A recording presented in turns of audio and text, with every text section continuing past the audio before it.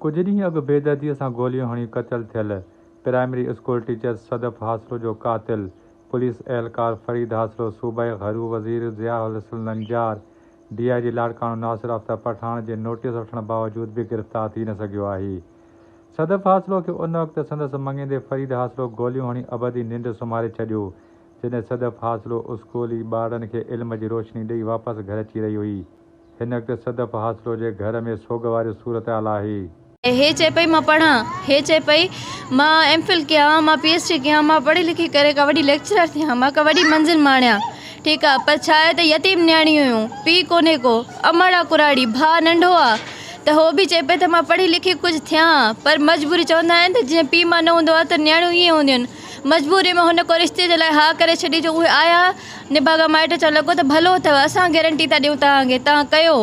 ठीकु आहे, पर छा कंदा, जॾहिं पीउ न हूंदो आहे त केरु हूंदो आहे वारे वारो, केरु चवंदो आहे त बाबा हे माण्हू भलो आहे न हलो आहे। मजबूरी त उहो जॾहिं रिश्तो असां कयो ख़बर न त अहिड़ो निकिरंदो, पर अहिड़ो ज़ालिम जो असां इन खे ॾियूं पिया न ईद खां पोइ कहिड़ी ख़बर त उहो नियाणी खे अलाए काॾे खणी वञे हा, खणणु आयो नियाणी खे, अगवा करणु आयो, अलाए काॾे खणी वञे, अलाए काॾे उछलेसि हा, अलाए खपाए हा, अलाए छा करे हा। हुन नियाणी खुला लाइ अप्लाई कयो हुयो, प्रोटेक्शन लाइ अप्लाई कयो हो हिते, त मूंखे तहफ़ुज़ फ़राहम कयो। उन नियाणी खे असांजी रियासत कोन तहफ़ुज़ ॾिनो उन नियाणीअ खे, उनखे अॼु असांखे यादि थी अचे, मुंहिंजी नंढी भेण आहे, असां सां गॾु वेहंदी हुई, असां सां गॾु ॻाल्हाईंदी हुई, असां सां गॾु वेही मानी खाईंदी हुई, असां सां गॾु पंहिंजूं कपिड़ा, पंहिंजूं पर्सियूं, पंहिंजूं शयूं ॾेखारींदी हुई, ठाहींदी पाण खे गुलनि जहिड़ी। ॾिसो त केॾी सुहिणी भेण हुई। मुंहिंजी सदफ़ नालो आहे, मुंहिंजी धीउ आहे। इहा अब मां हिन ज़ालिम खे ॾिनी, मां सां ॻाल्हियूं करे पकियूं करे, मां सां छोकिरी मां खां वठी हिन जो माउ पीउ आयो। ॿियो रफ़ीक नालो अथसि, उहो सौटु अथसि, सम्झी, उहो सौटु अथसि। उनजी घरवारी इहे आया, मूंखे इलाज मथां क़ुर खणी आई, असांखे ॾियो। मुंहिंजी छोकिरो लीडर सुहिणी हुई, उन त शिताशी पिया त मूंखे इहा ॾियो। टीचर ही कंबर में पढ़ाईंदी हुई, मां हिननि खे ॾिनी चयूं जो निकाह करे ॾे, मां हिननि खे निकाह बि करे ॾिनो। पोइ अबा हुनखे एॾा टाचर ॾिनई की छो थी वञे स्कूल, छाजे खां थी वञे, हेॾे न वञे, हेॾे न वञे, मुंहिंजी इजाज़त को सवाइ न वञे। त बि हो चवणु लॻी त मां वञा थी स्कूल, मुंहिंजो कमु आहे स्कूल वञा। इन मौक़े ते SSP कंबर शहदाद कोट साजिद अमीर सदोज़ोई जो चवणो हुयो त देखिए FIR का पहले प्रोसेस था वो हो चुकी है और 2 FIR हुई है, एक मर्डर की और एक बंदे को ज़ख्मी करने की।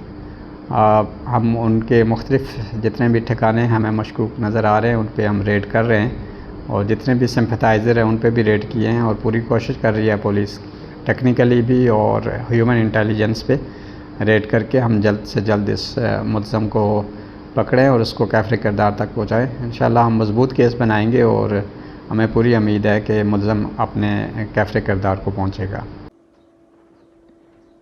जेकॾहिं सदफ़ हासलो खे घर में अची फरीद हासलो तरफ़ां पिस्टल ऐं तेज़ाब खणी अची करे धमकियूं ॾियण वारे मामले जो सख़्तु नोटिस पहिरियों वरितो वञे हा त शायदि स्कूल टीचर सदफ़ हासलो बेदर्दीअ सां क़तल न थिए हा।